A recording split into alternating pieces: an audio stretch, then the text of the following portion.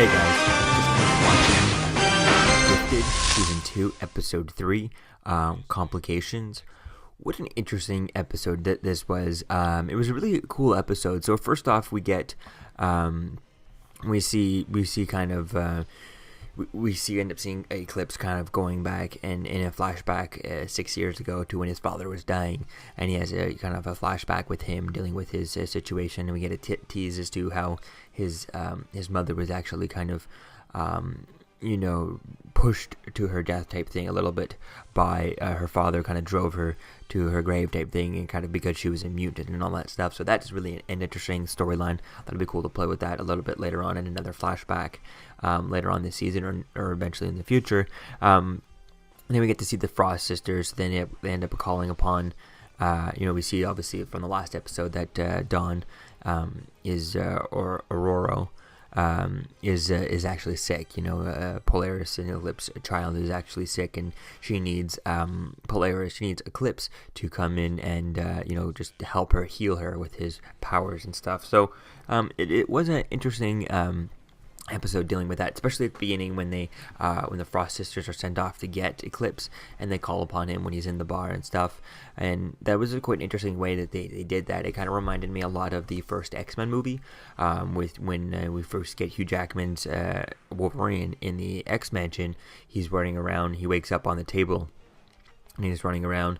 And the kids are going around. He has Xavier's Patrick Stewart, Xavier's head voice in his head, and he's just like Logan, right? You have Patrick Stewart and you have both Charles Xavier and Jean Grey in his head as he's walking around type thing. I think that was a really cool way that they did that. It wasn't as long of a scene. Obviously, they had more time in the movie to kind of milk that, but just a little bit enough to kind of nod to that. So I think that was a really cool. A little nod there. I think I'm not sure if it was intentional the way that was happening, but it was really cool there. I found that to be an interesting nod there to the original X-Men movie, which the one that started it all. So we get to see Reed crashing his car with Laura in it when his powers are going off, when it's connected to his emotions and stuff. And it seems interesting that as he talks about his powers going off, and he does later on at the end of the episode and end up telling Kate Strucker about that. But it's unclear, though. I understand why he hasn't figured out already that clearly it's emotions, that are setting off these powers. It's just sometimes I guess he seems a bit strung up to the point where any little thing sets off his emotions just kind of spiral out of control right now. So I think that's going to be cool, something to play with that. But we need to start getting him to kind of understand that, as he's reading his father's notes, he was a prosecuting for lawyers and stuff. So that was really cool with that kind of whole story when Lorna she talks about when she first had her powers go off. Or at least I think that was her first powers go off. I'm not sure if this one, I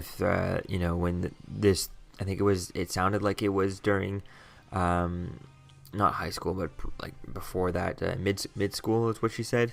And then just kind of where things are going to happen, was that before or after the car crash in the first season that she talked about how, there's a car coming at their whole truck coming at their whole family car, and she kind of just pushed it out of the way.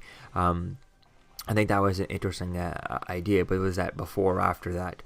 I'd assume it was after that, because in a situation like that, it was a bit difficult to kind of. She obviously was able to control it at that point, whereas this point it was probably just a little bit on her own. It just kind of just happened, right? And then when she called her father and he got there, he's like, those mutants are going to pay for them, type thing, or he's going to arrest them and she's a mutant type thing. So I think that was a really good moment. And just watching this moment there with the actors and stuff, I kind of find that Lauren, the actress who plays Lauren, and Natalie Allen Lind, versus Percy White. I think a little bit the acting for Andy Strucker, sometimes I find it's just the same emotion over and over again. It's just the same, like, I'm not sure what to do, and it's just gonna be cool to see where things go with that, because like they see a different emotion on him. I feel like I've seen the same emotion on him going in throughout this whole last season, this season type thing. But we'll have to wait and see where we go if we get different stuff with him in the next episode, because it looks like we're gonna get that conflict building up right away, and I think that's really good since we're going into episode 8 pretty sure of 10. We're going to get 10 episodes again this season, which I think is a nice round number. Oh, we're supposed to get 13 episodes this season. I think that's pretty cool. That'll be pretty good there. So that'll be cool. We're jumping into it really early on, because if it's episode 10, we're like almost halfway, right? But 13, we're a little bit more, we're a little bit less than halfway. And I think that's really going to be cool to see where things are going to go from there, and how we're building up to this confrontation already, and seeing that there. So it's really going to be cool to see where things go with this, and hopefully Reed can get his emotions in check so that his powers don't get set off solely when he's super emotional type thing. I think that's really going to be cool to see how things kind of go with that. And maybe, Lauren, now that she knows about it, in the next episode we can get them, at least him trying to turn on his powers, maybe not control them, but maybe kind of to aim them, where he can kind of like, maybe he's going to turn them on and just kind of launch them. So he doesn't know how to control what's going to come out. I think that's going to be an interesting idea. So far he's just touched things and he melts stuff, but it's unclear if he's shooting some sort of plasma lava type thing, and maybe he'd be able to throw that, or maybe he'd be able to make a ball of that stuff and launch it, or is it just kind of his hand getting so hot that things just kind of melt underneath it? I think that'd be an interesting idea to see where things are going to go with that. And then if he takes, if he took a piece of steel, a stick, or piece of a car, ripped it off, and then it was still kind of, it looked like it's smoldering type thing, and if he threw it at someone, if you threw it at another piece, would the whole rest of the thing start crumbling away? And I'd like to see where the filing cabinet is, just because, like we saw with the car, did the filing cabinet keep going once it was destroyed? I mean, the wall, when he touched it, obviously it stopped going, but the wall was kind of brick and stuff. I could understand that, and he might have not been touching as long. I think it'd be interesting to see is if the items that he touches, do they still keep disintegrating once they're gone? Because if where did he hide the filing cabinet? What did he do with all the files in it? If it didn't disintegrate, completely disappear, and then it's gone, I think that would be an interesting idea to see where things are going to go with that, and have him kind of control it so that he can, touch things without them destroying, and breaking pieces off of things without completely destroying and disintegrating the whole thing. If he just wanted to take, the mirror off of a car, and then not want to, completely have the car disintegrate underneath it. I think that'd be an interesting idea to play with that, and his powers. So we see Dawn, and when we get to see Eclipse, he shows up there, and he picks up Dawn, and as they're handing it to her, I can see that Dawn has a bit of a green hue to her, and I think that was a really interesting idea, giving her, instead of, she's sick and stuff, and instead of giving her the, like a kind of like being blue or something like that because she's not well type thing. I think that's really cool, giving her the kind of the green hue. I think that really looked cool. And then when he kind of uses his powers, he kind of ends up healing her. I think that was really cool seeing that. We see that Jace Turner is working with the police throughout this whole episode, but then that ends up just going nowhere. Where at the end of the episode, all he does is, the only thing that we get out of that storyline is really he's kind of sees Lorna and Reed Stucker driving off, but it really doesn't make any difference because no one's believing him. Because when he gets back to the police station, they pretty much kick him out, saying, "Yeah, I looked into you. You got fired from them. So we don't want you here either, And I think that's an interesting idea, seeing where his storyline's going to go. But so far, it hasn't gone anywhere. We're episode 4, I think we've only seen him in 2 episodes now. He wasn't in episode 1 or anything. So I think it's really going to be cool to see where things kind of go with him. But it's just, I want something to happen and actually have a purpose to his storyline. Because right now, there's no purpose to his storyline other than, just him completely going mad, Is he going to turn into a super villain or type thing? I think that could be, maybe where they're setting him up to kind of break him so much that by the end of the season, maybe he ends up giving himself powers and going to fight the mutants just hit by himself type thing. And, his wife is kind of not talking to him. I think it's going to be cool to see where things kind of go with all this. And he's getting to be a little bit kind of over the top with us, so I think it could be cool to see how things kind of continue on with here.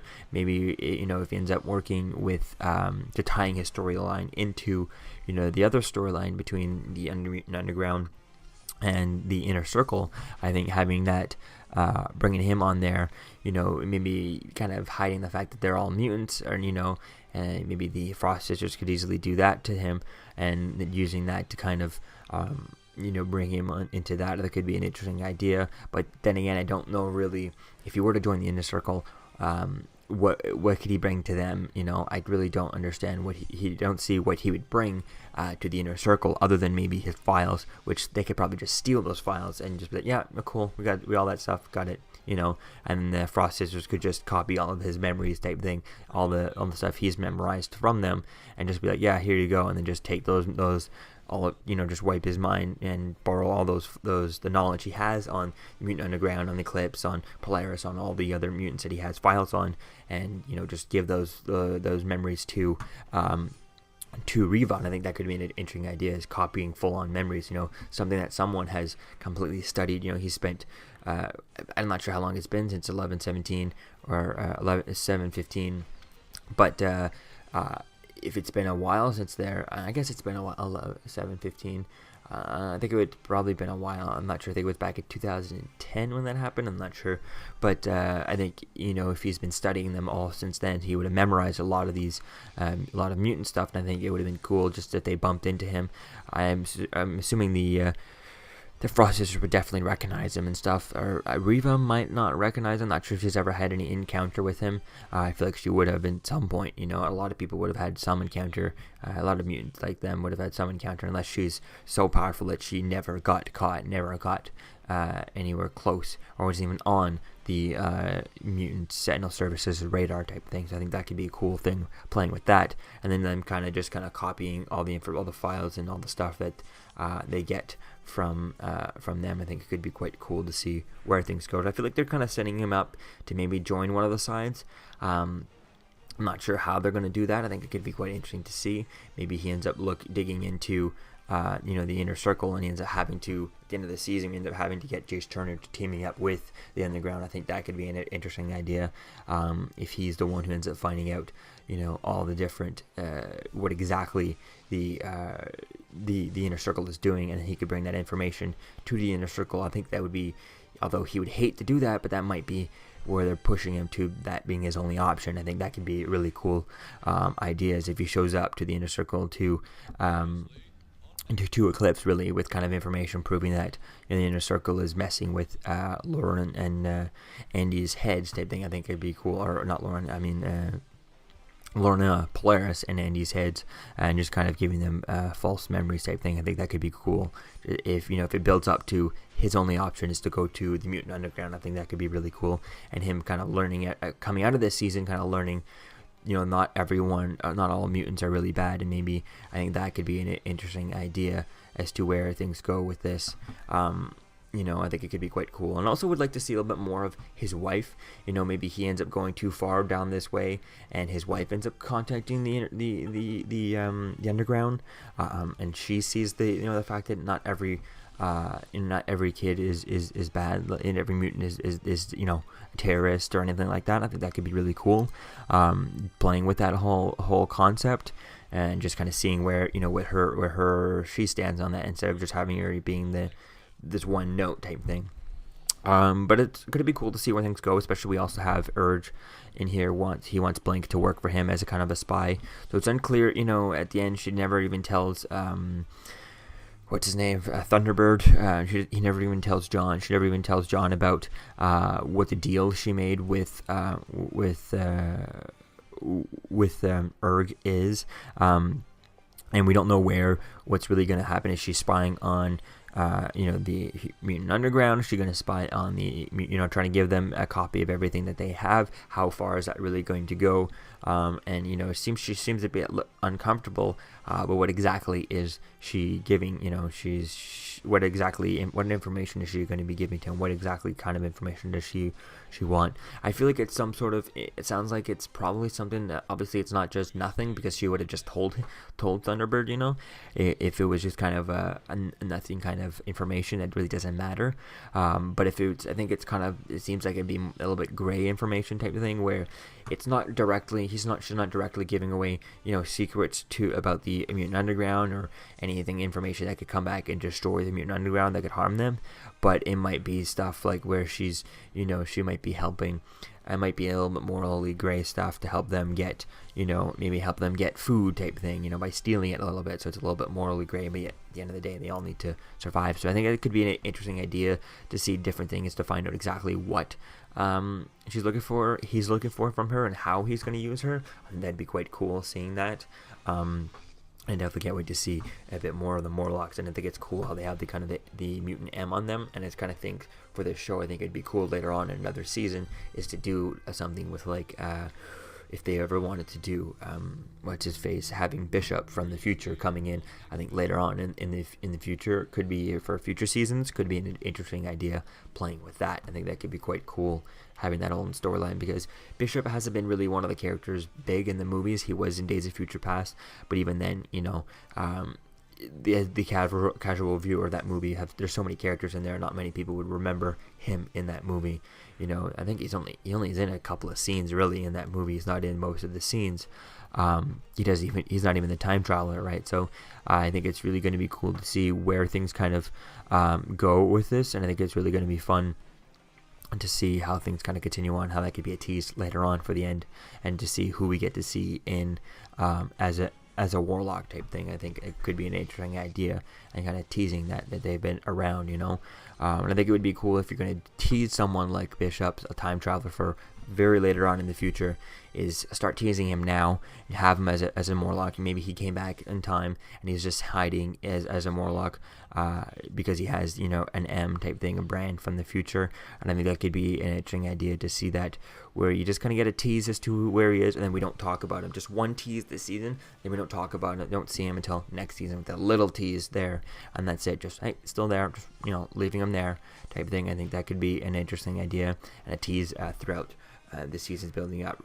If you're going to have a time travel, teasing him so early on like that, you tease him now, tease him next season, tease him another season, and then like season 5 you actually end up having him. You tease him for like season 3 and 4, and then season 5 you actually end up having him, having all that set up. He's waiting for the right moment to talk to them, because he went too far back in the future or whatever, and he's stuck, right? It's a bit too early in the future. I think that could be an interesting idea, playing with that. We get to see Lorna, and we had to see that Lorna regret not telling her parents about her powers earlier, because she doesn't know that, like she said in that in the car there, about how her father when her father said she was going to make the mutants pay, she was kind of didn't know what to do. She kept it to herself because she is a mutant, right? I think that was really cool there. We get to see Eclipse ends up fighting back against the Frost sisters, finding out that they're controlling Polaris and putting fake memories in her head type thing. So that'll be kind of cool to see where things go with that. As to how it looks like she's going to believe them, how is that relationship going to continue on? Because it looked like when she said that, the reaction on her face looked like, oh my gosh, she probably believes him. But at the same time, it's clear that he would just say anything. He's desperate enough to, break his morals, break everything, and he just wants to be with her type thing. So I think that could be an interesting idea to see, playing with that, and her, kind of tossing that around, her and Andy kind of talking and seeing where things are going to go. I think that could be quite cool to see how that kind of storyline keeps going on. It was really cool seeing him doing that, and I thought we were going to get that whole moment where Riva is about to kind of, she takes him down, but I thought she was going to probably try and kill him, and that's where Andy was going to stop her type thing. But I think it's obviously a bit too early on. Episode 4 of 13 is a bit early to start that and have them kind of have Andy kind of break and go against the Inner Circle already, just to come back and be a good guy again. So I think that's really going to be cool to see where things go with that, because if we look at the trailer for next week's episode, we do get it looks like we're going to get Andy and Lorna kind of versus each other again, which is kind of interesting, because he's been having all these different kind of feelings, and kind of, he seems, every time we see him, he seems unsure of this and not 100% trusting of the Inner Circle. The only one he really 100% trusts in there is kind of Polaris. So I think that's really going to be cool to see where things go with that, and what pushes him to kind of, just from what the trailers look like, and just only kind of a very, very fast flash, but of him kind of just going full out and wanting to go full out, and even hurting his sister, his family, or any of them. I think that's really going to be cool to see that, and to see, is it, maybe that's where we get, the Frost is just kind of going and pushing their powers, and really kind of, using their powers and controlling Polaris and Andy. And it looks like she has a new haircut in the next episode. It's a lot more straightened, and it might even be black or something. Who knows? It could be a wig that they put in just for this, but it looks like she did cut her hair under a if you look at the actress, photos of the actress on her Instagram, she definitely has shorter hair, kind of not as long as she does early on in the season. So I think that could be an interesting idea. Maybe they end up kind of controlling her a little bit too much, and they're not sure. She has some doubts about this after, his burst out in this episode of saying that they're controlling him, and that's when they kind of control them. And I think that could be an interesting idea to see where things kind of go with that. And I see that obviously, Eclipse kind of knows where things are going to go with that. It'd be cool to see. Hopefully in next week's episode they can start teasing, giving Jace Turner actually something to do, and actually bringing his story a little bit into the whole season story on its own, rather than just having his story just kind of floating out there. Because right now his story is going nowhere, and just nothing's going on with it, and it's not kind of connecting to anything. So I'd like to see where his story goes and how it kind of connects into all this. So let me know what you think, guys, about this episode in the comments below, about Gifted Season 2, Episode 3, coMplications. What do you think about it? What was your favorite parts? And I'll see you guys in the next video. Peace out. I'm Captain America, here to talk to you about one of the most valuable traits a soldier or student can have. Subscribing. Sometimes subscribing is the key to victory. Sometimes it leads to very little, and it seems like it's not worth it. And you wonder why you waited so long for something so disappointing. How many more of these? You're still here. Don't forget to like, comment, and subscribe, guys. Peace. It's over.